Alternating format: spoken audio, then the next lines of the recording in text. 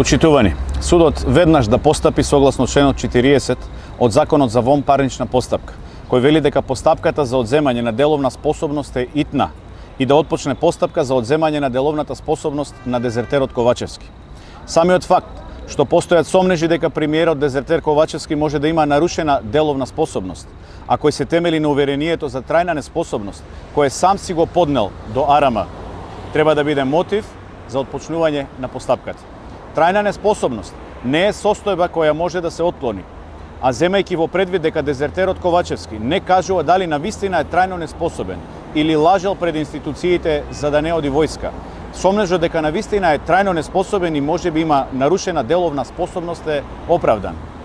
Во моменти кога јавноста будно го следи случајот и очекува одговори, судот мора да реагира и врз основа на членовите од 34 до 38 од Законот за вонпарнична постапка да отпочне процес за одземање на деловната способност. Јавноста мора да знае дали за премиер има трајно неспособна личност или човек кој лажел за да избегне воен рок и за тоа приложил потврда, односно лекарско уверение. Кој и да е од двете, дезертерот Ковачевски мора да си поднесе оставка. Доколку судот не реагира, иако за тоа постои обврска, се отвора сомнеж дека го прикрива дезертерот Ковачевски. Одговорност мора да има. Судот да реагира согласно законските обврски и да отпочне процес за одземање на деловната способност. Ви благодарам.